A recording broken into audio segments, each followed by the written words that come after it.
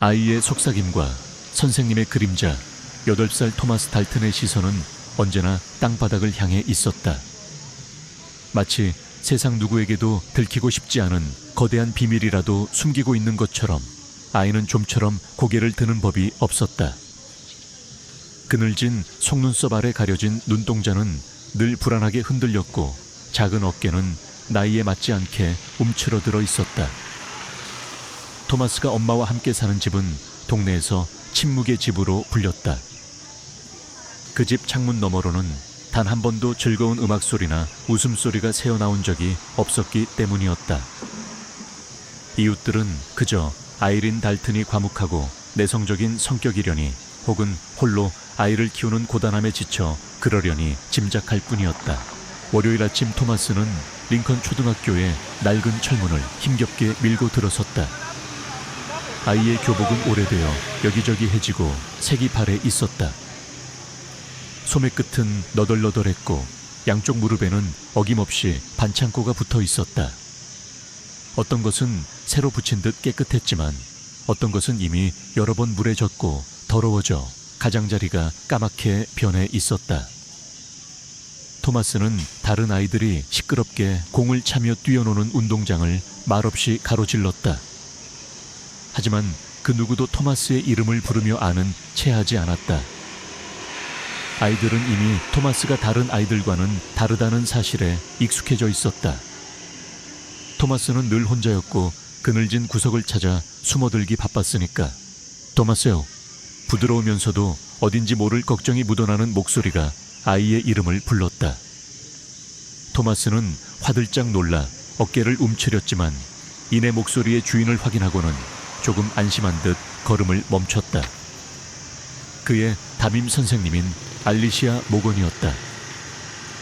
알리시아 선생님은 토마스에게 일상적으로 관심을 기울이는 유일한 어른이었다. 그녀는 아이의 눈높이에 맞춰 몸을 낮추고 주의 깊고 따뜻한 시선으로 토마스를 살폈다. 또 넘어졌니? 팔에 찰과상이 심하구나. 무릎도 그렇고.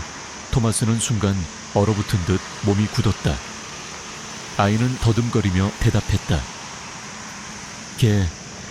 계단에서 굴렀어요. 그 말은 이미 몇 번이나 반복했던 변명이었다. 알리시아 선생님의 미간이 살짝 좁혀졌다. 지난번에는 욕실에서 미끄러졌다고 했고 그 전주에는 공원에서 놀다가 다쳤다고 했지. 그녀의 목소리는 여전히 다정했지만 그 안에는 단호함이 실려 있었다. 토마스 선생님한테는 사실대로 말해도 괜찮아. 선생님은 널 도와주고 싶어. 토마스는 고개를 세차게 저었다. 그리고는 어색하게 웃어 보이려 애썼지만 입꼬리만 겨우 비틀릴 뿐이었다. 아무도 제 말을 믿지 않을 거예요. 왜 그렇게 생각하니? 토마스 알리시아 선생님이 걱정스러운 눈빛으로 물었다. 토마스는 목이 메는 듯한 작은 목소리로 속삭였다. 그의 시선은 여전히 바닥에 고정되어 있었다. 왜냐하면 엄마가 저를 때려요. 알리시아는 숨을 죽였다. 올 것이 왔다는 생각과 함께 가슴 한구석이 싸늘하게 식어내렸다. 하지만 아이의 다음 말은 그녀의 예상을 완전히 벗어나는 것이었다. 그런데요, 엄마가 미안하다고 말해요. 하지만 그건 엄마가 아니에요. 그게 무슨 말이니? 토마스 목소리가 달라요. 꼭 남자 목소리 같아요. 토마스의 눈동자가 공포로 크게 뜨였다. 그리고 눈빛도요. 엄마 눈이 아닌 것 같아요. 아주 무서운 눈빛으로 변해요. 알리시아는 순간 할 말을 잃었다. 아이에게서 이토록 기이한 주장을 들어본 것은 처음이었다. 그녀는 아이의 작은 어깨에 손을 얹고 부드럽게 말했다. 토마스 정말이니? 그러니까 엄마가 다른 사람과 함께 살고 있다는 말이니? 토마스는 고개를 격렬하게 흔들었다. 아니에요. 집에는 저랑 엄마밖에 없어요. 하지만 가끔 엄마가 저를 볼 때 눈빛이 꼭 낯선 사람 같아요. 저를 더러운 골칫덩어리라고 불러요. 아이의 목소리가 가늘게 떨렸다. 그러고 나면 다음 날에는 울면서 미안하다고 해요. 하지만 제 눈을 똑바로 쳐다보지는 못해요. 우리 엄마는 두 사람이에요. 그날 오후 교무실에서 알리시아는 토마스와의 대화 내용을 교장인 헨리 씨에게 보고했다. 헨리 교장은 못마땅한 표정으로 책상 위의 펜을 빙빙 돌리며 듣고 있었다. 그의 미간에는 깊은 주름이 잡혀 있었다. 모건 선생님, 그가 천천히 입을 열었다. 그 아이가 그런 식의 이야기를 한 게 이번이 처음은 아니지 않습니까? 네, 그렇습니다. 알리시아는 힘없이 고개를 끄덕였다. 이전에도 토마스는 몇 번인가 이해하기 어려운 말들을 한 적이 있었다. 엄마가 자신을 아프게 하지만 그건 진짜 엄마가 아니라는 식의 이야기였다. 하지만 그때마다 아이의 진술은 모호했고 구체적인 정황도 없었다. 학교 측에서는 그저 아이가 부모의 관심을 끌기 위해 꾸며낸 이야기이거나 혹은 힘든 가정 환경으로 인한 심리적인 문제일 것이라고 치부해버렸다. 하지만 이번에는 달랐어요. 알리시아가 간절한 목소리로 말했다. 목소리가 변한다거나 눈빛이 달라진다는 묘사가 너무 구체적이었어요. 아이는 정말로 공포에 질려 있었고요. 저는 토마스가 위험한 상황에 처해 있거나 혹은 아이가 상상하는 것이라고 해도 심각한 정신적인 문제를 겪고 있을 가능성이 크다고 생각합니다. 헨리 교장은 여전히 회의적인 표정이었다. 그 아이는 원래부터 내성적이고 위축된 아이입니다. 심리적인 문제가 있을 수도 있겠지요. 하지만 그게 곧 학대를 의미하는 것은 아닙니다. 옆자리에 있던 제임스 로건 선생이 대화에 끼어들었다. 그는 체육교사였고 평소 아이들의 문제에 대해 다소 무신경한 태도를 보이는 인물이었다. 아이린 달튼은 싱글맘 아닙니까? 남편은 아이가 아기였을 때 떠났다고 들었습니다. 어둠의 늑대라는 술집에서 웨이트리스로 일한다더군요. 매일 밤늦게 들어올 테니 스트레스가 이만저만이 아닐 겁니다. 이해할 만도 하죠. 스트레스가 아이를 때리는 것에 대한 변명이 될 수는 없습니다. 알리시아가 차갑게 쏘아붙였다. 로건 선생은 어깨를 으쓱하며 대수롭지 않다는 듯 말했다. 어쩌면 아이가 관심을 끌려고 자해를 하는 것일 수도 있습니다. 외로운 아이들, 친구 없는 아이들이 종종 그런 행동을 하곤 하죠. 알리시아는 분노로 말문이 막혔다. 어떻게 교육자라는 사람이 이토록 무책임한 말을 할 수 있단 말인가. 하지만 헨리 교장은 로건 선생의 말을 제지하지 않았다. 그는 가볍게 펜으로 책상을 두드리며 말했다. 섣불리 결론을 내릴 수는 없습니다, 모건 선생님. 학교는 이 문제를 기록하고 아동복지국에 보고서를 제출할 것입니다. 그동안은 좀 더 지켜보도록 하죠. 지켜본다는 것은 결국 아무것도 하지 않겠다는 말과 다름없었다. 알리시아는 절망감을 느꼈지만 여기서 포기할 수는 없었다. 토마스의 몸에 있는 상처들은 분명한 현실이었다. 단순한 찰과상이나 타박상 수준이 아니었다. 아이의 무릎에는 심지어 강한 충격으로 인한 것으로 보이는 오래된 흉터까지 남아있었다. 저것이 정말 아이 스스로 만들어낸 상처란 말인가. 알리시아는 마음속으로 다짐했다. 아무도 토마스의 말을 믿어주지 않는다면 자신이 직접 증거를 찾아야 한다고. 그 작은 아이를 어둠 속에 홀로 내버려 둘 수는 없었다. 그녀는 토마스의 눈빛에서 보았던 깊은 공포와 절망을 잊을 수가 없었다. 그것은 단순한 상상이나 꾸며낸 이야기에서 나올 수 있는 그런 종류의 것이 아니었다. 방과 후 토마스는 무거운 발걸음을 옮겨 집으로 향했다. 아이의 집으로 가는 길은 유난히 어둡고 음침했다. 금이 간 건물들이 줄지어 늘어서 있었고 시끄러운 남자들의 웃음소리가 새어나오는 싸구려 술집들이 길가에 즐비했다. 토마스는 메이플 스트리트에 있는 작은 구멍가게 앞에 멈춰 섰다. 그곳의 주인인 메리 터너 할머니는 토마스가 병 정리를 도와줄 때마다 사과 한 알씩을 쥐어주곤 하는 마음씨 좋은 분이었다. 오늘따라 무척 슬퍼 보이는구나, 토마스. 빵을 썰던 메리 할머니가 걱정스러운 눈으로 아이를 바라보며 말했다. 또 학교 친구들이 괴롭혔니? 토마스는 아무 말도 하지 않았다. 잠시 후 아이는 우물쭈물하며 작은 목소리로 물었다. 할머니, 혹시 유령을 믿으세요? 유령. 메리 할머니는 허허 웃었다. 혼령 같은 걸 말하는 거니? 아니요. 살아있는 사람인데요. 그런데 그 사람 몸 안에 다른 사람이 같이 사는 거요. 메리 할머니는 순간 동작을 멈췄다. 그녀의 얼굴에서 웃음기가 사라졌다. 몇 초간의 침묵 후 할머니는 목소리를 낮추며 부드럽게 물었다. 누가 그런 말을 하더냐 얘야. 토마스는 어깨를 으쓱했다. 제 생각이에요. 엄마 몸 안에 누가 같이 살고 있는 것 같아요. 메리 할머니는 아이의 어깨에 손을 얹었다. 그녀의 눈빛이 어두워졌다. 혹시 다른 사람에게도 이 얘기를 해봤니? 알리시아 선생님한테요. 하지만 다들 제가 그냥 상상하는 거라고 생각해요. 토마스의 목소리에는 체념이 묻어났다. 메리 할머니는 깊은 한숨을 내쉬었다. 얘야, 어른들은 때로 믿고 싶지 않은 것들은 애써 외면하려 한단다. 그녀의 말에는 알 수 없는 슬픔이 담겨 있었다. 집에 도착한 토마스는 삐걱거리는 현관문을 열고 안으로 들어섰다. 집 안은 천장에 매달린 노란 백열정우 하나만이 희미하게 공간을 밝히고 있었다. 공기는 퀴퀴했고 밥솥은 차갑게 식어 있었다. 식탁 위에는 망사 덮개 아래 달걀 프라이 한 접시가 놓여 있었다. 아이는 조심스럽게 엄마를 불렀지만 대답은 없었다.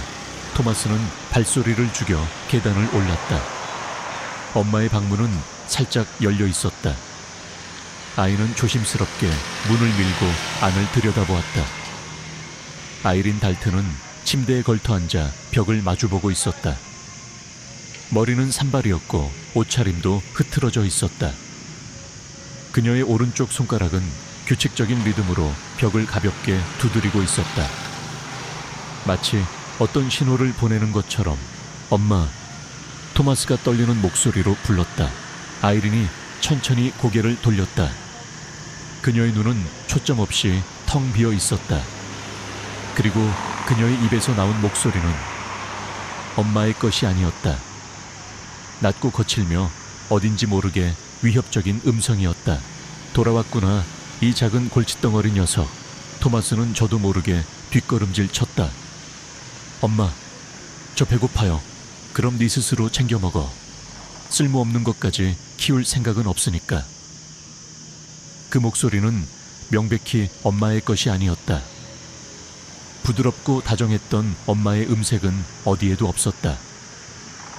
토마스는 온몸이 떨려오는 것을 느끼며 부엌으로 도망치듯 내려왔다. 몇 분 후 토마스는 등 뒤에서 육중한 발소리가 들려오는 것을 느꼈다. 엄마가 아니 다른 무언가가 내려오고 있었다. 토마스. 고함 소리에 놀란 아이는 그만 손에 들고 있던 밥그릇을 놓치고 말았다.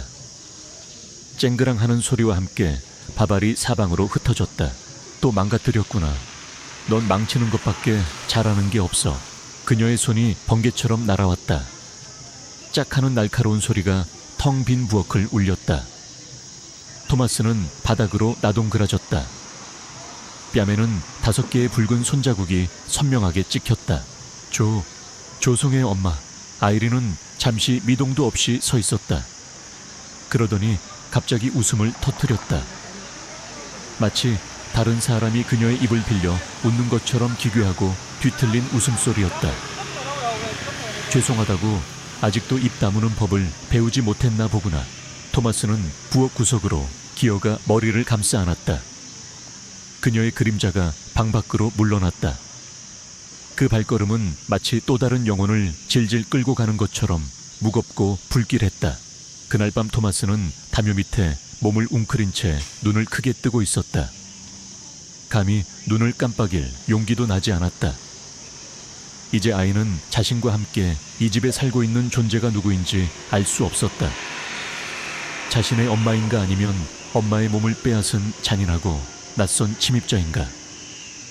그 대답을 알 준비가 토마스는 아직 되어 있지 않았다. 최근 들어 토마스는 단 하룻밤도 제대로 잠들지 못했다. 한밤중에 누군가 자신을 뚫어지게 쳐다보는 듯한 느낌에 쏘스라치게 깨어나곤 했다. 그것은 사랑하는 사람이 잠든 아이를 지켜보는 그런 따뜻한 시선이 아니었다. 어둠 속에 숨어 먹잇감을 노리는 야수의 섬뜩한 눈빛과도 같았다. 사흘째 되던 날 밤 아이는 또다시 새벽 2시에 잠에서 깨었다. 방 안은 얇은 커튼 사이로 희미하게 새어들어오는 가로등 불빛을 제외하고는 칠흑처럼 어두웠다. 토마스는 숨을 죽인 채 가만히 누워 있었다. 심장이 거세게 방망이질 쳤다. 침대 발치에 누군가가 조각상처럼 미동도 없이 서 있었다. 엄마? 아이가 속삭였다. 대답이 없었다. 그 형체는 움직이지도 말하지도 않았다. 토마스는 천천히 몸을 일으켜 앞으로 몸을 기울이려 애썼다. 엄마, 괜찮아요. 그 순간 형체가 갑자기 무거운 숨을 내쉬더니 등을 돌렸다. 길고 뼈마디가 드러난 손가락이 벽을 두드리기 시작했다. 그 리듬은 규칙적이고 차가웠다. 똑, 똑, 똑, 똑, 똑. 아이는 온몸을 부르르 떨며 담요 속으로 다시 기어들어갔다. 고슴도치처럼 몸을 한껏 웅크렸다. 감히 울지도 다시 엄마를 부르지도 못했다. 저 손가락 두드리는 소리. 그것은 토마스가 세상에서 가장 두려워하는 소리였다. 저 소리가 시작될 때마다 진짜 엄마는 사라지고 다른 존재가 그 자리를 차지했으니까. 다음날 토마스는 눈 밑이 퀭한 채 학교에 왔다. 알리시아 선생님은 즉시 아이의 상태를 알아차렸다. 잠을 못 잤구나 그렇지. 어젯밤에 집에서 무슨 일이 있었니? 토마스는 주위를 한번 둘러보더니 작은 목소리로 속삭였다. 엄마가 또 어둠 속에 서 있었어요. 그러고는 벽을 두드렸어요. 하지만 아무 말도 하지 않았어요. 정말 엄마가 맞았니? 알리시아는 마치 살얼음판을 걷듯 조심스럽게 물었다. 모르겠어요. 숨소리가 엄마 것 같지 않았어요. 토마스가 속삭였다. 제가 물어봤지만 저를 쳐다보지 않았어요. 그건 우리 엄마가 아니었어요. 알리시아는 더 이상 망설일 수 없었다. 아이의 공포는 너무나도 생생했고 그 진술은 일관성이 있었다. 그녀는 토마스의 말을 믿기로 했다. 아니, 믿어야만 했다. 그녀는 교장실로 향했다. 헨리 교장과 로건 선생의 회의적인 시선을 마주하면서도 그녀는 조금도 물러서지 않고 토마스의 상황을 다시 한번 강력하게 주장했다. 아이의 몸에 난 상처들 기이한 행동 변화, 그리고 무엇보다 아이의 눈빛에 서린 깊은 공포. 이것들은 결코 가볍게 넘길 수 있는 문제가 아니었다. 길고 긴 설득과 논쟁 끝에 헨리 교장은 마지못해 알리시아의 요구를 받아들였다. 학교 차원에서 아동보호서비스 CPS에 정식으로 신고를 접수하고 전문가의 개입을 요청하기로 한 것이었다. 하지만 그의 표정에는 여전히 의구심이 가득했고 알리시아는 이것이 또 다른 관료적인 절차 속에서 흐지부지될 수도 있다는 불안감을 떨칠 수 없었다. 그녀는 교장실을 나오며 생각했다. 만약 시스템이 또다시 토마스를 외면한다면 그녀는 혼자서라도 싸울 준비가 되어 있다고. 아이의 속삭임은 너무나도 절박했고 그 뒤에 숨겨진 그림자는 너무나도 깊고 어두웠기 때문이었다. 그녀는 이제 그 그림자의 실체를 밝혀내야만 했다. 토마스를 위해서, 그리고 어쩌면 토마스의 엄마 아이린 달튼을 위해서도 두 얼굴의 어머니와 시스템의 벽. 다음날 알리시아 모건은 학교의 공식적인 절차에 따라, 그러나 개인적인 절박함을 안고 아동보호서비스 CPS에 전화를 걸었다. 수화기 너머로 연결된 사회복지사 사무엘 스미스의 목소리는 전문적이었지만 어딘지 모르게 건조했다. 알리시아는 토마스의 몸에 난 상처들 아이의 일관되지만 기이한 진술들, 엄마의 목소리가 변하고 눈빛이 달라지며 벽을 두드리는 이상한 행동까지 가능한 한 상세하게 설명했다. 그녀의 목소리에는 아이에 대한 깊은 우려와 함께 이 문제가 가볍게 다뤄져서는 안 된다는 간절함이 묻어났다. 사무엘 스미스는 알리시아의 보고를 꼼꼼히 기록하며 가정 방문을 통해 상황을 파악하겠다고 약속했다.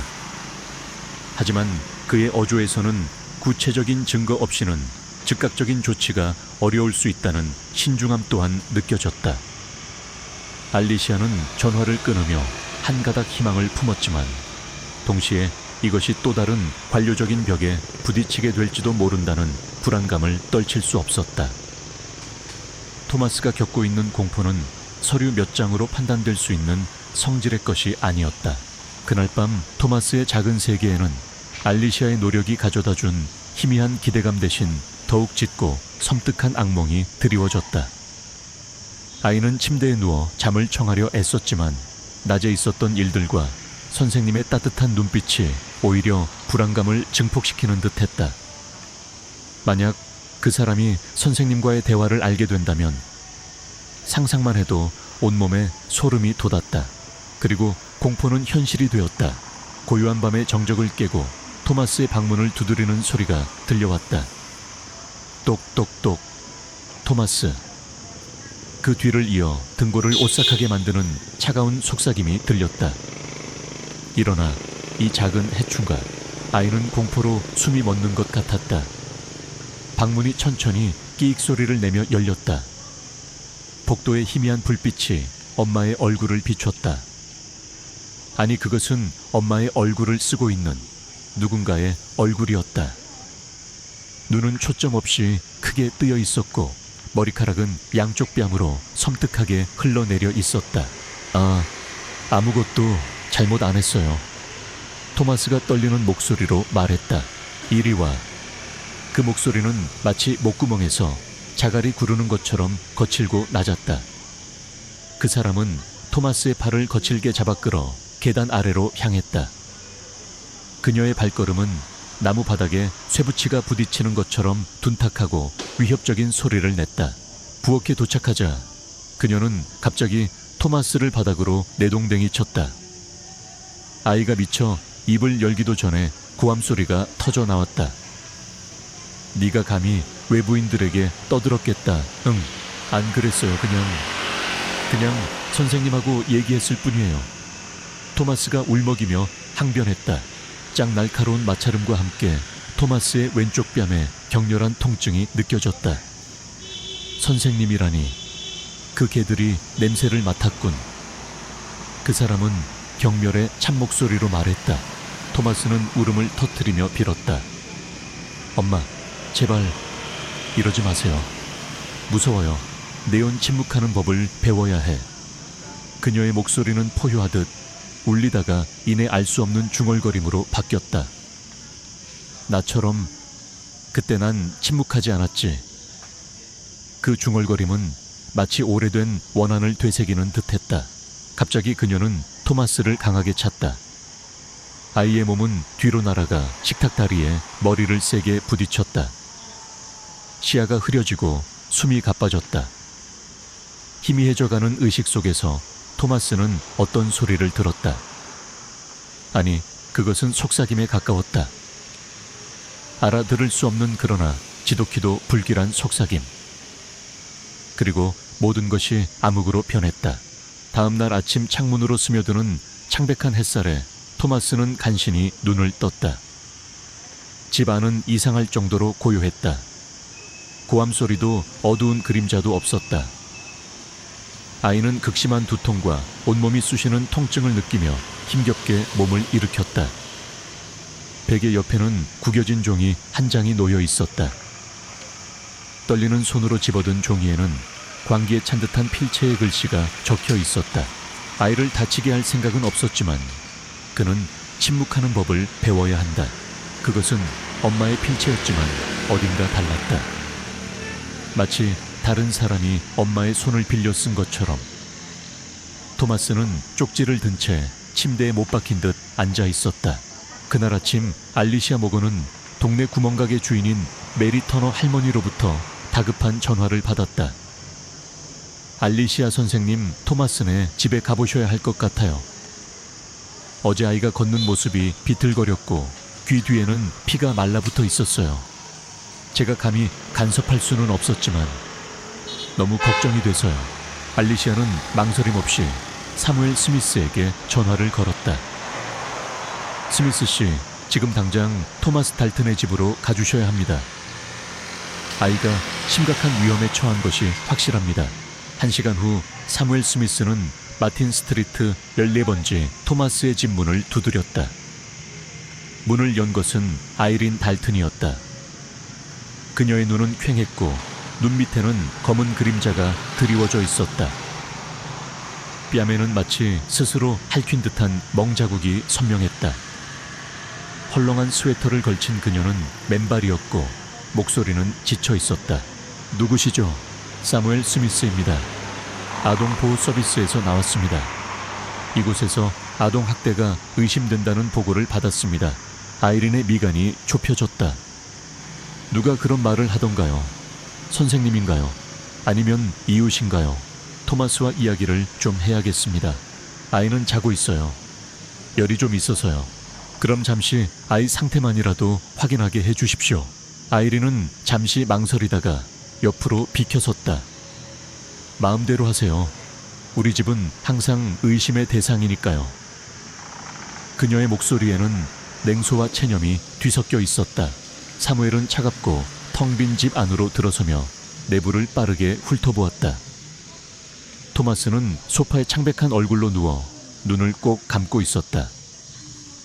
사무엘은 조심스럽게 다가가 아이를 가볍게 흔들었다. 토마스, 내 말 들리니? 아이는 살짝 눈을 뜨고 고개를 끄덕였다. 어젯밤에 무슨 일이 있었니? 토마스는 뒤에 서 있는 엄마를 의식한 듯 시선을 피했다. 그 순간 아주 짧은 찰나였지만 아이린의 눈빛이 마치 다른 사람이 깨어난 것처럼 변하는 것을 사무엘은 놓치지 않았다. 토마스는 몸을 떨며 작은 목소리로 속삭였다. 계단에서 굴렀어요. 정말이니? 사무엘이 차분한 어조를 유지하며 다시 물었다. 아이는 입술을 깨물 뿐 더 이상 아무 말도 하지 않았다. 사무엘은 몸을 바로하고 아이린을 돌아보았다. 추가 조사가 필요할 것 같습니다. 보고서를 제출하겠습니다. 아이린은 비웃음을 흘렸다. 원하는 대로 하세요. 모두들 판단하는 건 잘하니까. 며칠 후 사무엘의 보고서는 시 아동보호국에 제출되었다. 하지만 결과는 참담했다. 구체적인 학대 증거 불명확, 모친 협조적, 범죄 기록 없음, 아동 진술 일관성 부족, 추가 관찰 요망이라는 결론과 함께 사건은 사실상 종결되었다. 알리시아는 그 소식을 듣고 책상을 내리쳤다. 아이가 죽을 때까지 추가 관찰이나 하라고요. 그녀의 외침은 공허하게 울렸다. 사무엘 스미스는 직접 학교로 찾아와 결과를 전달하며 자신의 무력함과 절차의 한계를 토로했다. 그게 법이 작동하는 방식입니다. 모건 선생님. 알리시아는 주먹을 꽉 쥐었다. 이대로 포기할 수는 없었다. CPS가 움직이지 않는다면 다른 방법을 찾아야 했다. 아이의 마음속 깊은 곳에 자리한 공포의 근원을 이해하고 그 상처를 치유해줄 전문가의 도움이 절실했다. 그녀는 아동 심리학자들을 수소문하기 시작했고 마침내 캘리포니아 아동심리연구소의 명망 있는 전문가인 로즈 뉴튼 박사와 연락이 닿았다. 며칠 후 알리시아는 마지못해 따라 나선 토마스를 데리고 로즈 뉴튼 박사의 상담실을 찾았다. 상담실은 아이들의 긴장을 풀어주기 위해 따뜻하고 아늑한 분위기로 꾸며져 있었다. 로즈 박사는 부드럽고 차분한 미소로 토마스를 맞이했다. 안녕 토마스. 나는 로즈라고 해. 그냥 너랑 잠깐 이야기를 나누고 싶어서 그래. 혹시 싫은 게 있으면 언제든지 나한테 말해도 괜찮아. 토마스는 작은 고갯짓으로 대답했다. 로즈 박사는 아이가 편안함을 느낄 수 있도록 충분한 시간을 주며 천천히 대화를 시작했다. 그리고 마침내 토마스는 아주 작은 목소리로, 그러나 분명하게 자신의 비밀을 털어놓기 시작했다. 우리 엄마는요, 두 사람이에요. 로즈 박사는 부드러운 미소를 지으며 조용히 메모했다. 두 사람이라는 게 무슨 뜻이니? 한 명의 엄마는 착해요. 저를 많이 안아줘요. 그리고 많이 울어요. 그런데 다른 엄마는 저를 절대 쳐다보지 않아요. 그 엄마는 돌처럼 차가워요.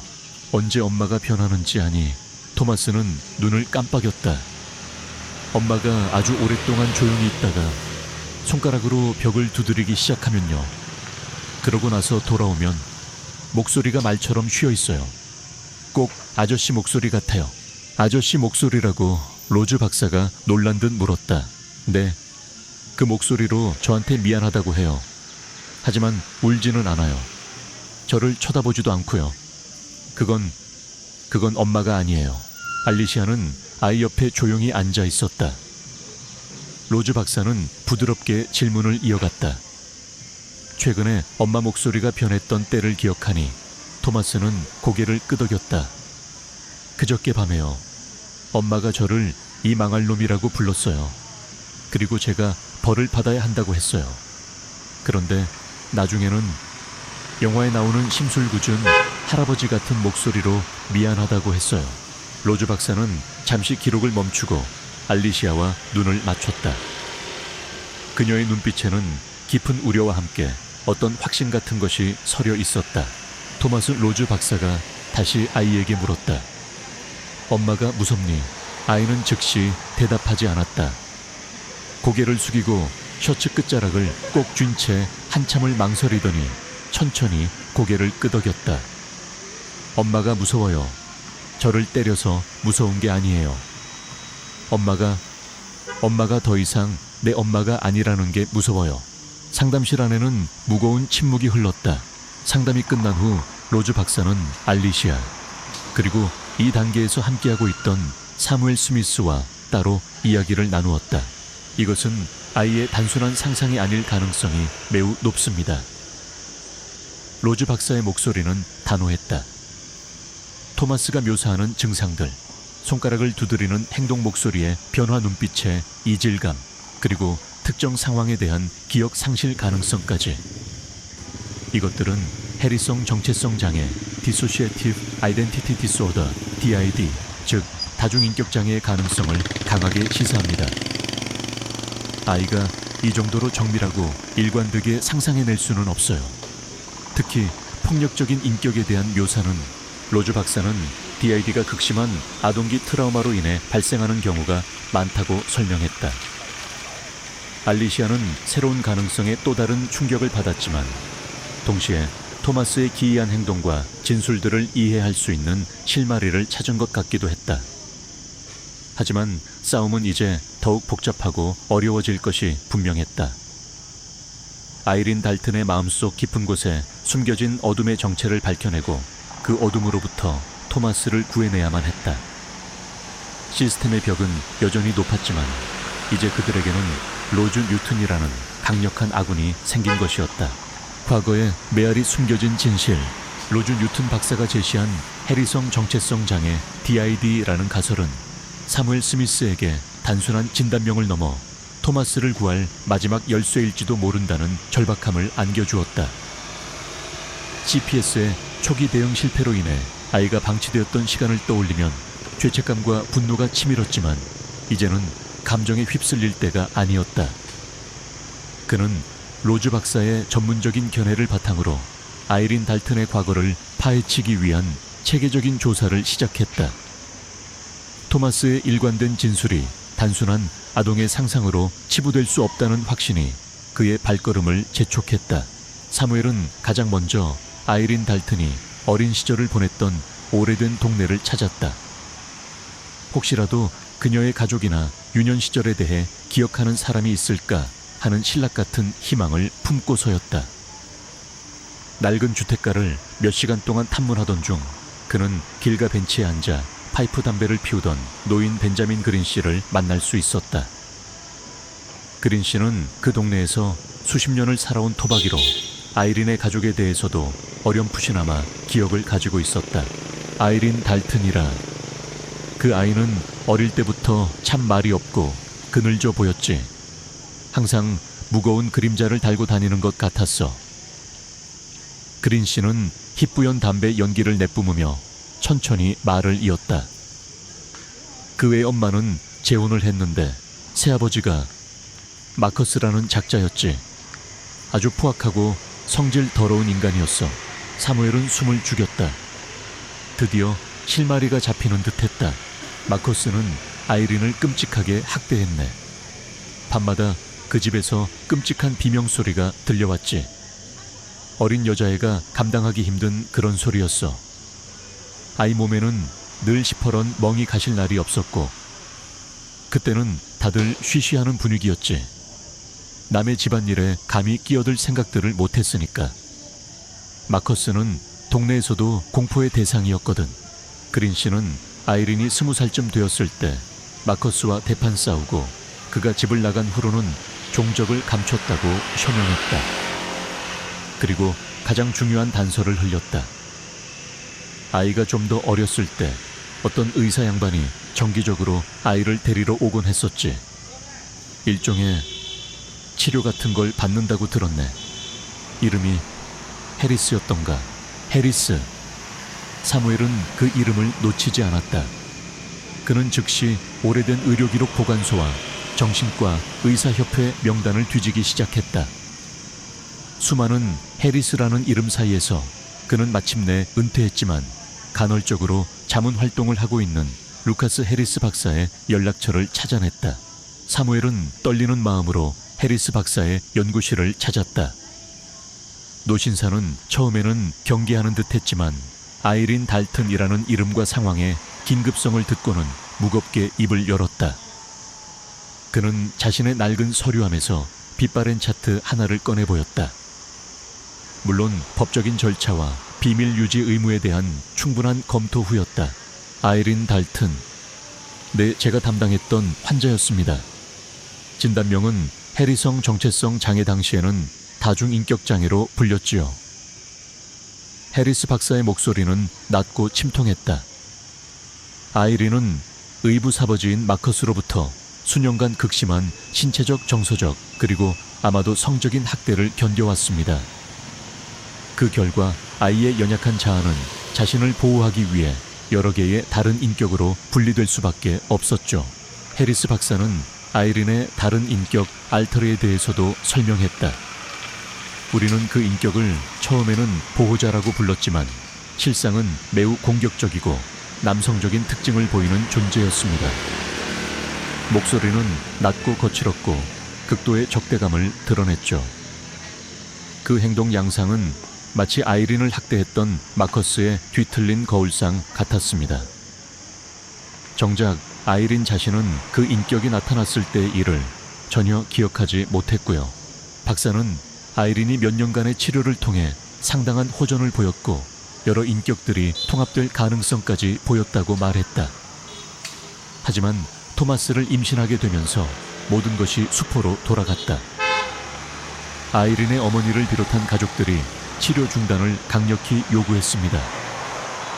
과거를 묻어버리고 아이를 위해 정상적인 가정을 꾸려야 한다는 압박이었죠. 아이린은 결국 그들의 뜻을 따랐고 얼마 지나지 않아 제 치료에서도 완전히 사라졌습니다. 해리스 박사는 마지막 진료 당시 아이린이 했던 말을 잊을 수 없다고 했다. 그의 눈빛에는 깊은 슬픔이 어려 있었다. 그 아이가 제게 이렇게 말했습니다. 만약 제 안에 다른 존재가 다시 나타나서 누군가를, 특히 제 아이를 해치게 된다면 선생님, 제발 저를 가둬주세요. 제가 또 다른 생명을 파괴하게 두지 마세요. 그것은 절박한 애원이었습니다. 만약 그 다른 존재가 다시 나타났다면 토마스는 지금 극도로 위험한 상황에 처해 있는 겁니다. 해리스 박사의 연구실을 나온 사무엘의 머릿속은 복잡했다. 그는 토마스가 발견했던 그 섬뜩한 메모를 떠올렸다. 아이를 다치게 할 생각은 없었지만 그는 침묵하는 법을 배워야 한다. 이제 그 메모는 단순한 협박이 아니었다. 그것은 아이린의 무너진 자아 속에서 되살아난 다른 존재의 선언이었고, 토마스가 그 직접적인 희생자가 되었음을 알리는 끔찍한 경고였다. 며칠 후 사무엘의 사무실로 발신인이 불분명한 평범한 갈색 소포 하나가 배달되었다. 소포 안에는 낡은 카세트 테이프 하나와 타자로 친 짧은 메모가 들어있었다. 테이프 라벨에는 알파벳 M이라는 글자 하나만 적혀 있었다. 메모의 내용은 이러했다. 그 다른 존재가 누구인지 정말 알고 싶다면 이 테이프를 들어보시오. 지난 20년간 아무도 내 말을 믿어주지 않았기에 간직해왔소. 어쩌면 이제야 이 진실이 빛을 볼 때가 된 것 같소. 사무엘은 불길한 예감에 휩싸였다. 그는 사무실 창고에서 먼지 쌓인 낡은 카세트 플레이어를 찾아 테이프를 넣었다. 플레이 버튼을 누르자 지지직거리는 잡음과 함께 한 남자의 목소리가 흘러나왔다. 귀에 거슬릴 정도로 거칠고 무거운 마치 자갈이 가득 찬 목구멍에서 나오는 듯한 음성이었다. 그 계집애는 입 다무는 법을 배워야 해. 계속 짓거리면 밧줄로 묶어서 저 빌어먹을 찬장에 가둬 버릴 테다 알아들어. 목소리에는 차가운 분노와 폭력성이 고스란히 담겨 있었다. 사무엘은 온몸의 피가 차갑게 식는 것을 느꼈다. 토마스가 묘사했던 바로 그 남자 목소리. 자갈 구르는 듯한 그 음색과 완벽하게 일치했다. 그리고 소름 끼치게도 그 목소리는 아이린이 다른 존재로 변했을 때 내뱉던 왜곡된 음성과도 놀랍도록 유사했다. 이것은 마커스의 목소리였다. 사무엘은 즉시 알리시아와 로즈 뉴튼 박사에게 긴급히 연락했다. 학교의 한적한 상담실에 세 사람이 모였다. 카세트 테이프가 다시 한번 재생되었다. 마커스의 아기의 참 목소리가 방 안을 채우자 알리시아는 창백하게 질려 토마스가 흉내 내려 했던 그 억양을 떠올렸다. 로즈 박사는 전문가적인 집중력으로 테이프를 들었다. 테이프가 끝나자 로즈 박사가 무거운 침묵을 깨고 말했다. 이것은 아이린 씨의 다른 인격이 단순히 자생적으로 발생한 것이 아닐 수도 있다는 가설을 강력하게 뒷받침합니다. 만약 어린 시절 아이린 씨가 지속적으로 이 목소리에, 이 폭력적인 언어와 감정에 노출되었다면 무슨 말씀이세요, 박사님? 알리시아가 떨리는 목소리로 물었다. 아동은 극심한 트라우마 상황에서 생존하기 위해 무의식적으로 학대자의 목소리나 행동, 심지어 사고방식까지 모방하기도 합니다. 그것이 유일한 생존 전략이라고 믿게 되는 거죠. 시간이 지나면서 그 모방된 페르소나가 마치 실제 인격처럼 몸과 마음을 장악하게 되는 겁니다. 아이린 씨는 단순히 트라우마를 입은 것을 넘어 마커스라는 존재가 되도록, 그의 폭력성이 내재화되도록 일종의 세뇌 또는 프로그래밍 되었을 가능성마저 배제할 수 없습니다. 로즈 박사의 설명은 충격적이었다. 아이린 안의 다른 존재는 단순히 부서진 정신의 파편이 아니었다. 그것은 그녀의 학대자 마커스의 살아있는 유령이자 아이린의 몸속에 깊이 각인된 악의 모사품이었던 것이다. 사무엘 스미스는 주먹을 불끈 쥐었다. 그의 눈에는 결연한 의지가 타올랐다. 마커스는 죽지 않았어요. 분명 살아있습니다. 그리고 이 테이프를 보낸 사람이 그의 행방을 알고 있을지도 모릅니다. 이제부터는 마커스 베넷을 찾아야 합니다. 이 모든 비극의 근원을 찾아내 뿌리 뽑아야 합니다. 수사는 이제 새로운 국면으로 접어들었다. 그들은 더 이상 아이린의 내면만을 들여다보는 것이 아니었다. 과거로부터 기어나와 여전히 파괴적인 그림자를 드리우고 있는 진짜 괴물을 사냥해야만 했다. 토마스를 구하기 위한 싸움은 이제 끔찍한 진실의 근원을 향한 추적으로 확대되고 있었다. 악마의 초상 추적의 시작. 카세트 테이프에서 흘러나온 마커스 베넷의 목소리는 사무엘 스미스와 알리시아 그리고 로즈 뉴튼 박사에게 단순한 증거 이상의 의미를 지녔다. 그것은 수십 년간 숨겨져 있던 악의 실체를 드러내는 동시에 아이린 달튼의 뒤틀린 내면과 토마스가 겪고 있는 공포의 근원을 명확히 지목하는 것이었다. 로즈 박사의 가설, 아이린의 다른 존재가 학대자 마커스의 무의식적인 모방일 수 있다는 은 이제 거의 확신에 가까워졌다. 사무엘은 더 이상 지체할 시간이 없다고 판단했다. 마커스 베넷 그는 유령이 아니었다. 어딘가에 살아 숨쉬며 여전히 어두운 그림자를 들이우고 있을 괴물이었다. 익명의 제보자가 보낸 테이프의 발신지를 추적하는 것은 거의 불가능에 가까웠다. 소포는 평범한 우편함에서 발송되었고 지문이나 다른 단서는 남아있지 않았다. 제보자는 철저히 자신의 신분을 숨기려 한 것이 분명했다.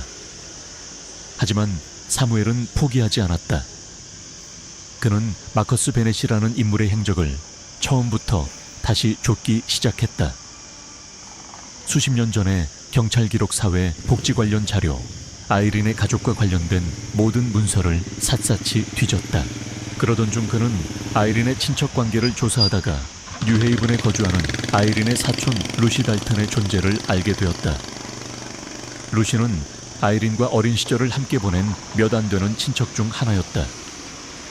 사무엘은 즉시 뉴헤이븐으로 향했다. 루시 달튼은 30대 후반의 마르고 지적인 여성이었다.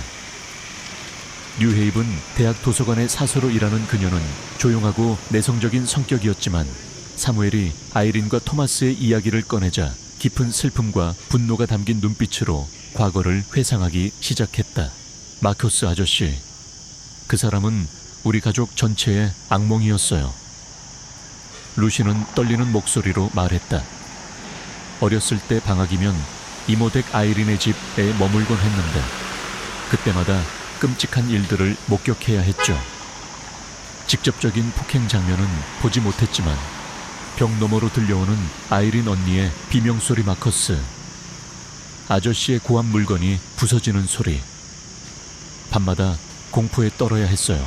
사무엘은 루시에게 마커스의 외모나 특징에 대해 물었다. 루시는 잠시 생각에 잠기더니 낡은 앨범 하나를 꺼내왔다.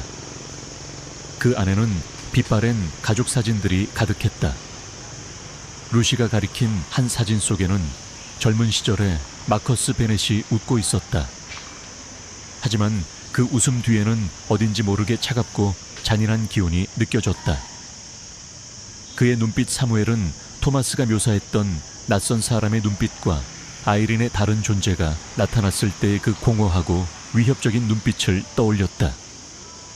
루시는 그 사진을 사무엘에게 건네주며 마커스가 남부 지방으로 갔다는 소문만 들었을 뿐 그 이후로는 아무도 그의 행방을 알지 못한다고 말했다. 마커스의 사진과 루시의 증언은 사무엘에게 강력한 동기가 되었다.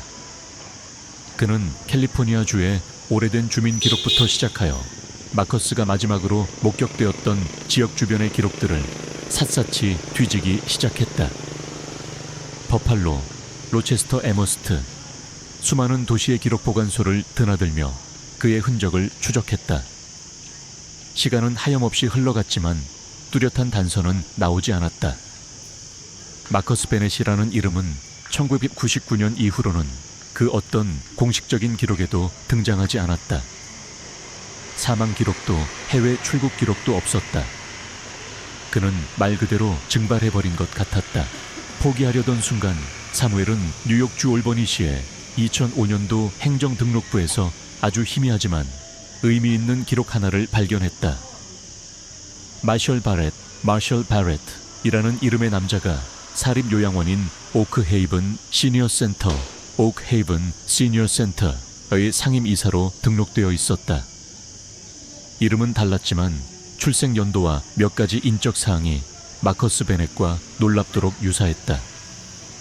심장이 거세게 뛰기 시작했다. 사무엘은 즉시 올버니로 향했다. 루시에게서 받은 마커스의 젊은 시절 사진을 품에 안고 오크헤이븐 시니어 센터를 찾았다. 고급스럽고 평온해 보이는 요양원의 입구에서 그는 배선이라는 이름의 젊은 접수원에게 마셜 바렛 이사에 대해 문의했다. 마셜 바렛 이사님을 찾으시는군요. 혹시 무슨 일로? 배선이는 의아한 표정을 지었다. 배경 확인 차원에서 나왔습니다. 혹시 이사님의 사진을 한 장 볼 수 있을까요? 배선희는 잠시 망설이다가 복도에 걸린 이사 및 주요 직원들의 사진 액자 쪽으로 사무엘을 안내했다. 그리고 사무엘은 그곳에서 숨이 멎는 듯한 충격을 받았다. 마셜 바렛 이사라고 적힌 명패 아래 걸린 사진 속 인물. 세월의 흔적으로 주름이 깊게 패고 머리숱이 줄었지만 그 눈빛만큼은 변하지 않았다. 젊은 시절 마커스의 사진에서 보았던 냉혹하고 독사 같은 바로 그 눈빛이었다. 심장이 분노와 어떤 예감으로 격렬하게 요동쳤다. 이사님께 가족이 있나요? 사무엘이 최대한 태연한 척 물었다. 아니요, 한 번도 가족 방문은 없었어요. 혼자 사시는 걸로 알고 있습니다. 굉장히 사적인 분이세요. 혹시 이사님의 인사 기록을 잠시 볼 수 있을까요? 죄송하지만 법원 명령 없이는 불가능합니다.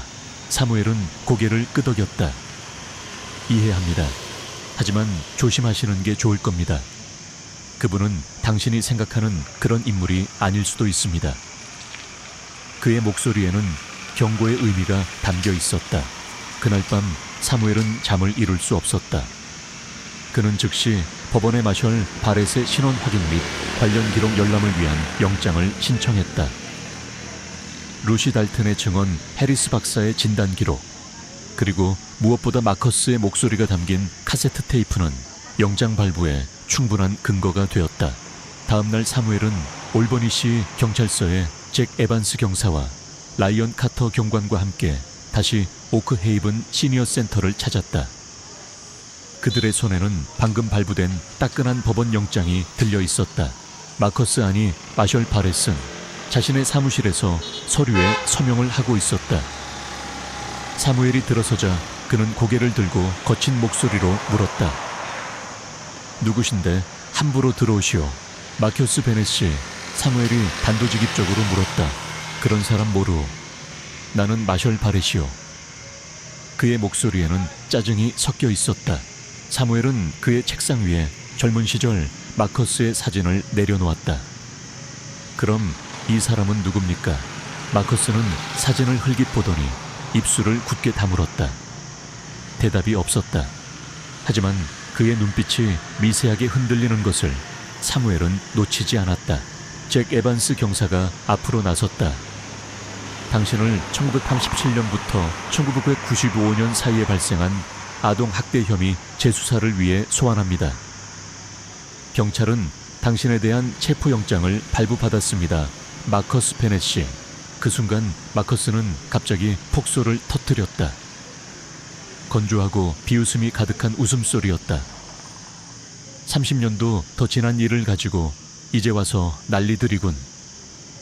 애 좀 때린 사람 찾는 건가? 요즘 세상에 애 안 때려본 사람이 어디 있다고. 응. 그의 태도는 오만하고 뻔뻔했다. 사무엘의 주먹이 불끈 쥐어졌다. 그는 차분하지만 단호한 목소리로 말했다.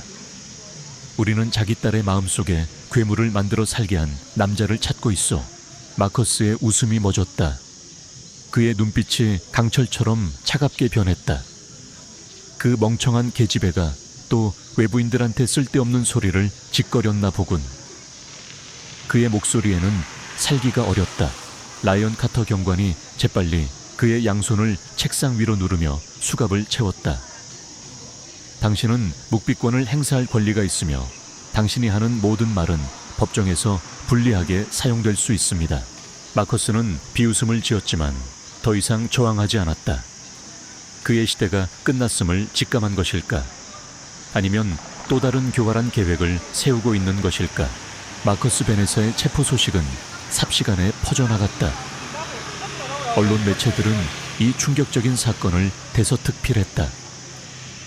지역 방송국들은 그의 체포 장면을 연일 내보내며 황혼의 악마 요양원 이사장 수년간 딸 고문한 혐의와 같은 자극적인 제목을 뽑아냈다. 수십 년간 숨겨져 있던 추악한 진실이 마침내 세상에 드러나는 순간이었다. 악마는 마침내 그 가면을 벗고 법의 심판대 앞에 서게 되었다. 하지만 이것은 끝이 아니었다. 아이린과 토마스에게는 여전히 길고 긴 싸움이 남아있었다. 과거의 상처를 마주하고 뒤틀린 정의를 바로 쓰며 진정한 치유와 용서를 향해 나아가야 하는 험난한 여정이었다. 사무엘은 이제 그 여정의 가장 중요한 증인이자 조력자가 되어야 했다. 법정의 외침과 상처 입은 영혼들, 마커스 베넷이 차가운 수갑을 차고 구치소로 이송된 후 올버니 지방검찰청은 에이미 톰슨 검사를 주축으로 특별 수사팀을 꾸려 본격적인 공소 준비에 착수했다. 사무엘 스미스, 알리시아 모건, 그리고 로즈 뉴튼 박사는 마치 한 팀처럼 움직이며 톰슨 검사를 도와 수십 년간 묻혀있던 진실의 조각들을 하나하나 꿰맞춰 나갔다. 그들의 목표는 단 하나 마커스 베넷의 추악한 범죄를 법정에서 명명백백히 입증하고 그에게 합당한 처벌을 내리게 하는 것이었다. 가장 먼저 확보해야 할 것은 아이린 달튼의 정신 상태에 대한 공식적인 의료 기록과 전문가 소견이었다. 해리스 박사가 과거에 진단했던 해리성 정체성 장애 DID 기록과 최근 세인트 조셉 의료센터의 리처드 마틴 박사가 내린 아이린의 상태 평가는 결정적인 증거가 되었다. 마커스의 목소리가 담긴 카세트 테이프는 성문 분석을 통해 그의 현재 목소리와 98% 이상 일치한다는 결과를 얻어냈다. 이것은 토마스가 묘사했던 남자 목소리의 실체가 마커스임을 부정할 수 없게 만드는 증거였다. 토마스의 진술은 로즈 뉴튼 박사에 입회해 아동에게 가장 안전하고 편안한 방식으로 녹화되었다.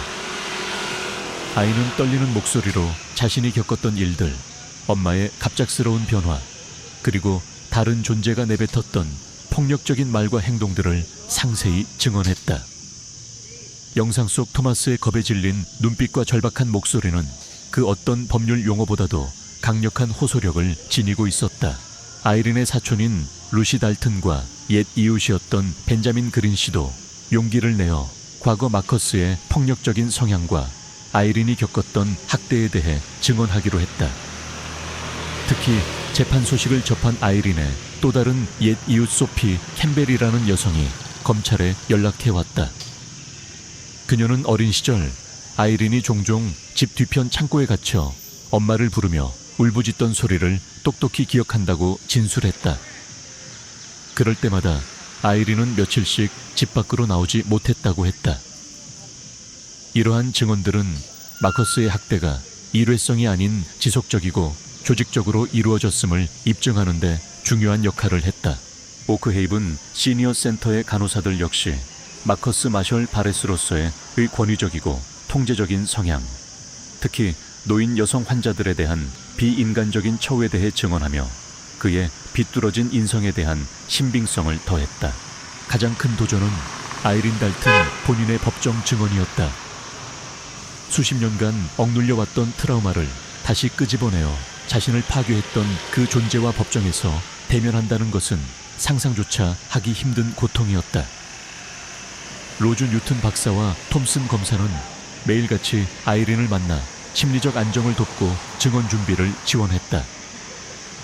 아이린은 극도의 공포와 불안감에 시달렸지만 아들 토마스를 위해, 그리고 더 이상 침묵 속에 고통받는 과거의 자신을 위해 반드시 일어서야 한다고 다짐했다.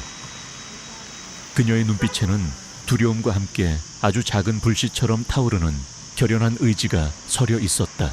마침내 올버니 지방법원에서 마커스 베넷에 대한 재판이 시작되었다. 법정 안은 언론사와 방청객들로 가득 찼고 법원 밖은 그의 얼굴을 카메라에 담으려는 취재진들로 인산인해를 이루었다. 로라 파크스 판사가 엄숙한 표정으로 재판 개시를 선언했다. 피고인석에 앉은 마커스 베넷은 여전히 뻔뻔하고 오만한 태도를 유지했다. 그는 값비싼 변호인단을 고용하여 모든 혐의를 부인했고 아이린을 정신적으로 불안정하고 과대망상에 사로잡힌 여성으로 몰아가려 했다. 재판은 며칠에 걸쳐 진행되었다. 사무엘 스미스는 그동안의 수사 과정과 확보된 증거들을 논리정연하게 제시했다. 해리스 박사와 마틴 박사는 전문가 증인으로 출석하여 아이린의 해리성 정체성 장애가 장기간의 극심한 아동 학대의 직접적인 결과임을 의학적으로 명확히 증명했다. 그들은 마커스의 지속적인 가스라이팅과 폭력이 어떻게 한 인간의 정신을 산산조각 낼 수 있는지를 설명했다. 로즈 뉴튼 박사는 DID의 특성과 그것이 피해자에게 미치는 심리적 영향, 그리고 토마스의 진술이 왜 단순한 아동의 상상이 아닌 실제 겪은 트라우마의 반영인지를 설득력 있게 증언했다. 루시 달튼, 벤자민 그린, 소피 캠벨 등 과거의 증인들은 떨리는 목소리로 수십 년 전 마커스가 저질렀던 잔혹한 학대 행위를 생생하게 증언하며 방청석을 숙연하게 만들었다. 그리고 마침내 재판의 클라이맥스 아이린 달튼이 증인석에 섰다. 법정안은 숨막히는 긴장감에 휩싸였다.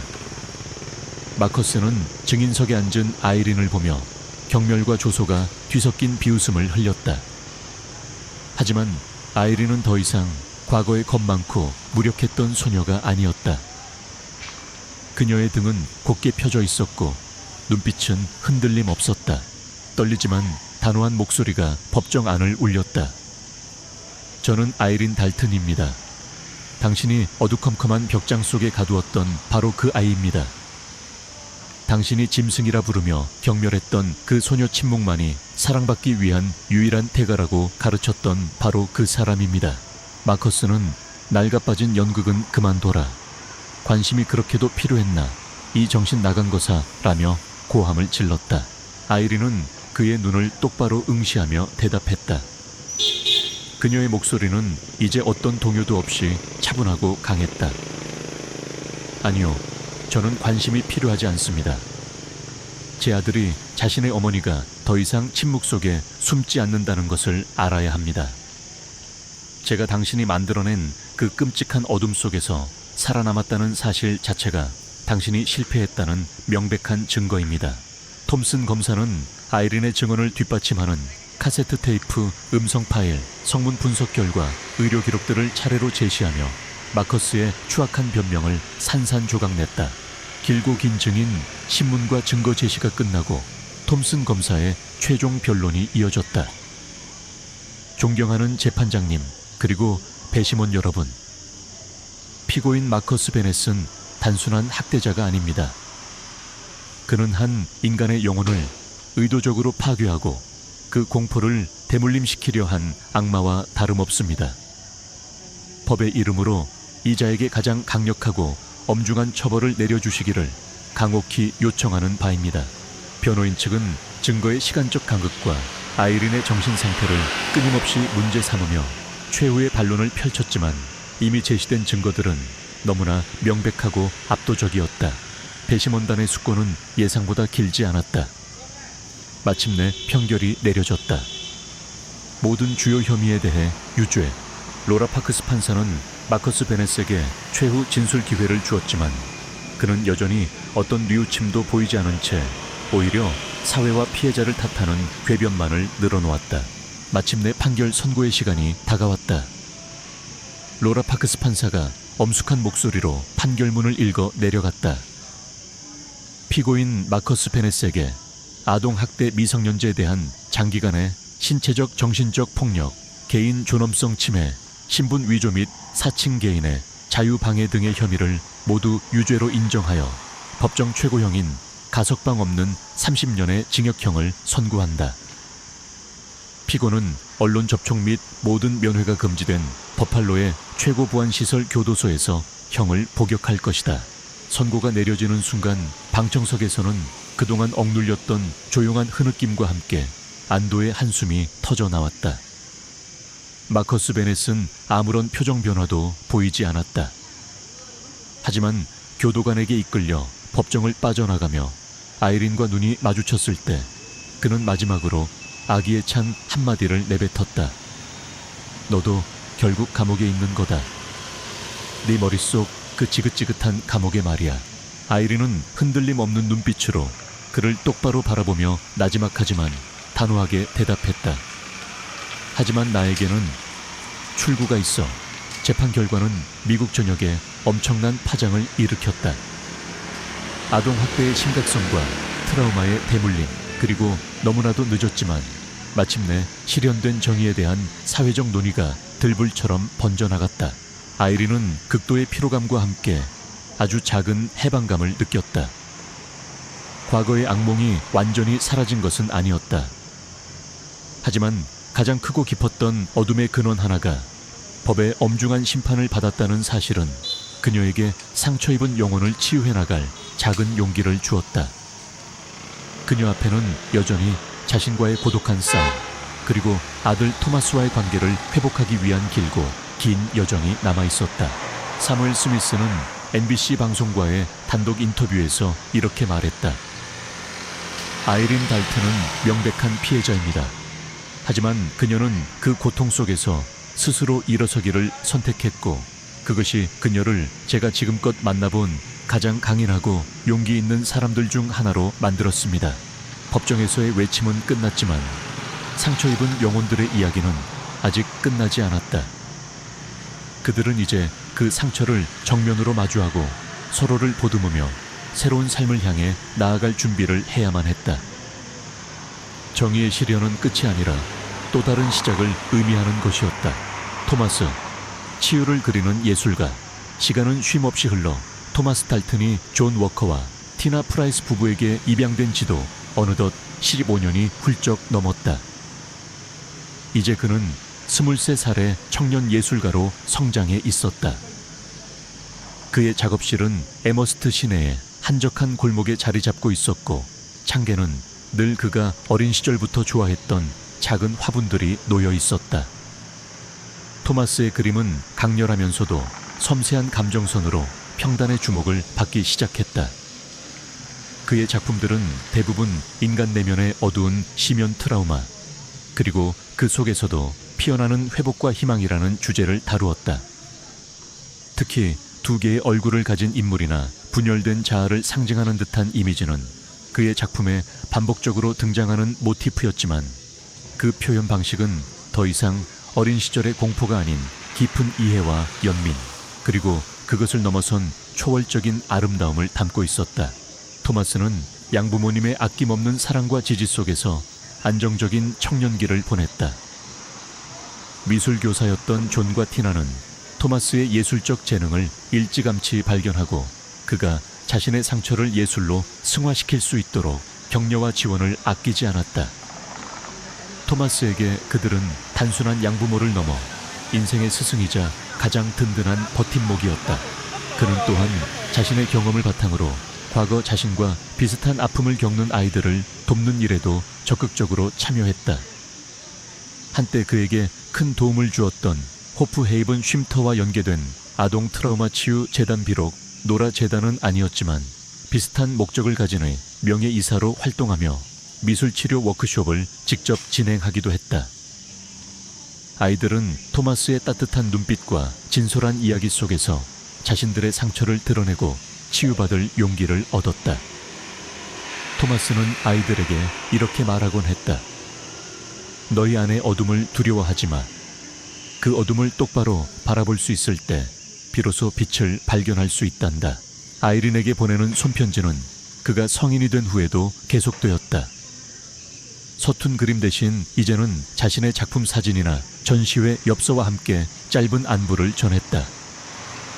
저는 아직 여기 있어요 라는 세 단어는 여전히 빠지지 않았지만, 그 안에는 이제 슬픔이나 연민보다는 한 인간으로서 자신의 삶을 꿋꿋하게 살아가고 있다는 담담한 보고와 어딘가에 있을 어머니의 존재를 잊지 않고 있다는 조용한 확인이 담겨 있었다. 어느 날 토마스는 자신의 첫 개인전을 앞두고 작업실에서 어린 시절 그렸던 두 얼굴의 엄마 그림을 물끄러미 바라보고 있었다. 한때는 공포의 대상이었고 자신의 불행한 과거를 상징하는 듯했던 그 그림은 이제 그에게 전혀 다른 의미로 다가왔다.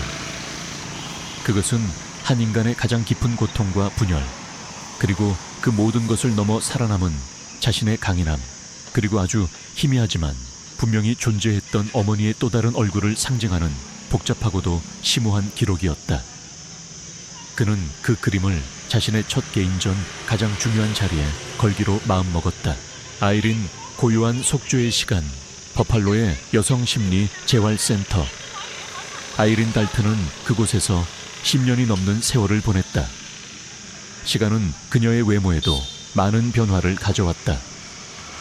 검었던 머리는 희끗희끗해졌고 한때 공포와 광기로 번뜩이던 눈빛은 이제 깊은 슬픔과 체념이 담긴 채 고요하게 가라앉아 있었다. 그녀는 센터 내 도서관에서 사서 보조로 일했다.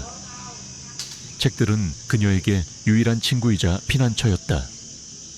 수많은 이야기 속에서 그녀는 어쩌면 자신의 삶과는 다른 평행 우주를 상상하며 위안을 얻었는지도 모른다. 다른 존재, The Other는 마커스의 수감 이후 거의 나타나지 않았다.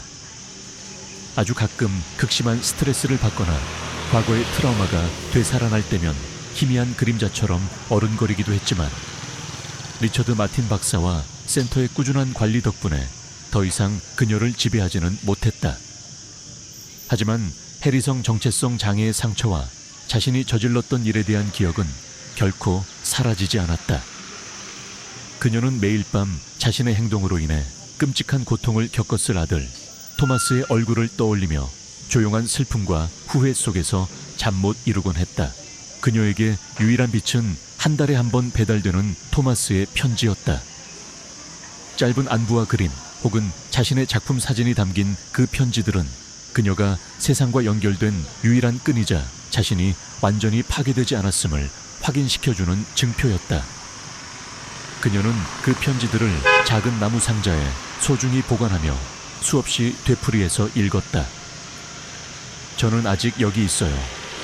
그 세 단어는 그녀에게 아들이 자신을 완전히 잊지 않았다는 어쩌면 아주 희미하게나마 용서의 가능성을 열어두고 있다는 작은 희망을 주었다. 어느 날 도서관에서 책을 정리하던 아이린은 새로 들어온 젊은 여성 수감자가 책장 구석에 숨어 흐느끼는 것을 발견했다. 그녀는 조용히 다가가 여성의 어깨에 손을 얹었다. 아무 말 없이 그저 가만히 등을 쓸어주었다. 한때 타인에게 공포의 대상이었던 그녀의 손길은 이제 상처 입은 영혼에게 작은 위로를 건네는 따뜻함을 지니고 있었다. 그것은 그녀가 아주 오랫동안 잊고 지냈던 그녀 안에 항상 존재했지만 다른 존재의 그림자에 가려져 있던 본래의 모습, 연민과 온정을 가진 한 인간으로서의 모습이었다. 조력자들, 선한 영향력의 파동. 알리시아 모건은 교직에서 은퇴한 후에도 아동 인권 옹호가로서 활발한 활동을 이어갔다. 그녀는 토마스와 거의 모자지간처럼 각별한 유대감을 유지하며 그의 성장을 자랑스럽게 지켜보았다. 토마스의 모든 전시회에는 어김없이 참석하여 가장 큰 박수를 보내는 사람이 바로 알리시아였다. 그녀는 종종 토마스의 어린 시절 이야기를 하며 그 작은 아이가 보여주었던 놀라운 용기와 통찰력이 자신에게 얼마나 큰 영감을 주었는지 회고하곤 했다. 사무엘 스미스는 아동보호 서비스 분야에서 계속 경력을 쌓아 결국 주 전체 아동보호 시스템 개혁을 이끄는 중요한 위치에 올랐다. 토마스와 아이린의 사건은 그에게 단순한 사례를 넘어 시스템의 허점과 그 안에서 고통받는 개인의 목소리에 귀 기울여야 한다는 평생의 교훈을 남겼다. 그는 종종 강연에서 익명화된 토마스의 사례를 언급하며 현장의 사회복지사들에게 절대 포기하지 말 것을 당부했다. 로즈 뉴튼 박사는 아동 트라우마와 해리성 정체성 장애 분야에서 세계적인 권위자가 되었다. 그녀는 수많은 논문과 저서를 통해 이 복잡한 정신질환에 대한 이해를 높이는 데 기여했으며 새로운 세대의 심리치료사들을 양성하는 데도 힘썼다. 그녀는 가끔 토마스의 전시회에 들러 한때 절망의 그림자가 드리워졌던 아이의 얼굴에 이제는 예술가로서의 깊은 고뇌와 창조의 기쁨이 함께 서려 있음을 보며 조용한 감동을 느끼곤 했다. 토마스의 양부모인 존 워커와 티나 프라이스는 변함없는 사랑과 지지로 토마스의 곁을 지켰다. 그들은 토마스가 자신의 과거를 부정하거나 숨기지 않고 오히려 그것을 예술로 승화시켜 세상과 소통할 수 있도록 이끌어준 진정한 치유자들이었다. 특정 장면에 대한 다른 관점에서의 이야기, 아이린의 시점 확대 후 다른 존재가 사라지고 본래의 아이린으로 돌아왔을 때의 짧은 순간, 제2장 토마스가 다른 존재에게 폭행당하고 아이를 다치게 할 생각은 없었지만 그는 침묵하는 법을 배워야 한다는 쪽지가 남겨진 후에 어느 아침 머리가 깨질 듯이 아팠다. 마치 누군가 머릿속을 헤집어 놓은 것처럼 혼란스러웠고 몸은 청은망은 무거웠다. 아이린은 자신이 언제 잠들었는지, 어젯밤 무슨 일이 있었는지 전혀 기억나지 않았다. 이런 기억의 단절은 이제 익숙한 일이었지만 매번 견디기 힘든 불안감을 동반했다. 그녀는 비틀거리며 침대에서 일어났다. 방 안은 싸늘했고 창밖은 아직 어슴푸레했다. 문득 아래층에서 아주 희미한 소리가 들리는 듯했다. 아이, 토마스. 심장이 철렁 내려앉았다. 아이린은 본능적으로 계단을 향해 달려갔다. 제발 아무 일도 없기를. 하지만 그녀의 발걸음이 부엌에 다다랐을 때 눈앞에 펼쳐진 광경은 그녀의 마지막 희망마저 산산조각냈다. 토마스가 부엌 바닥 차가운 타일 위에 웅크리고 잠들어 있었다. 아이의 작은 얼굴 한쪽 뺨에는 시뻘건 손자국이 선명했고 입술은 터져 피딱지가 앉아 있었다. 얇은 잠옷 아래로 드러난 팔과 다리에도 군데군데 멍이 들어 있었다. 그리고 식탁 위에는 광기에 찬 듯한 필체로 휘갈겨 쓴 쪽지 한 장이 놓여 있었다. 아이를 다치게 할 생각은 없었지만 그는 침묵하는 법을 배워야 한다. 그것은 그 사람의 필체였다. 자신의 손으로 썼지만 결코 자신의 의지가 아니었던 그 끔찍한 메시지. 안 돼. 아이린은 무너져 내렸다. 온몸의 피가 빠져나가는 듯한 절망감과 함께 숨막히는 죄책감이 그녀를 덮쳤다. 또다시 그 사람이 나타났던 것이다. 또다시 자신이 사랑하는 아들에게 씻을 수 없는 상처를 입힌 것이다. 그녀는 자신이 괴물이라는 생각 아니 자신 안에 괴물이 살고 있다는 끔찍한 현실을 부정할 수 없었다. 그녀는 떨리는 손으로 토마스에게 다가가 아이의 작은 몸을 부드럽게 안아 올렸다. 아이는 고통스러운 듯 미간을 찡그렸지만 다행히 깊은 잠에 빠져 있었다. 아이린은 토마스를 침대에 조심스럽게 눕히고 물수건으로 아이의 상처를 닦아주었다. 눈물이 쉴 새 없이 흘러내려 아이의 얼굴 위로 떨어졌다. 미안하다 토마스요. 엄마가 미안해. 하지만 그녀는 알고 있었다. 이 사과가 아무런 의미도 없다는 것을. 그 사람은 언제든 다시 나타날 것이고 자신은 또다시 끔찍한 일을 저지를 것이라는 것을. 그녀는 토마스를 보호할 힘이 없었다. 자신으로부터, 자신 안의 괴물로부터. 공포와 절망 속에서 아이린은 아주 짧은 순간 동안 제정신을 유지할 수 있었다. 그녀는 떨리는 손으로 펜을 집어들었다. 그리고 토마스 옆에 또 다른 쪽지를 남겼다. 하지만 이번에는 그 사람의 필체가 아니었다. 그것은 겁 많고 상처 입은 그러나 아들을 사랑하는 엄마 아이린의 마지막 절규였다. 도망쳐, 토마스. 제발, 내게서 도망쳐. 그리고 그 말을 끝으로 아이린의 의식은 다시 한번 안개 속으로 희미하게 사라져갔다. 다른 존재의 차가운 그림자가 그녀의 영혼을 다시 한번 잠식하기 시작하는 것을 느끼며 그녀는 그저 자신의 아들이 이 지옥 같은 집에서 이 괴물 같은 엄마에게서 벗어나기를 간절히 바랄 뿐이었다. 하지만 그 바람조차 다른 존재에게는 용납되지 않을 것이라는 것을 그녀는 어렴풋이 알고 있었다.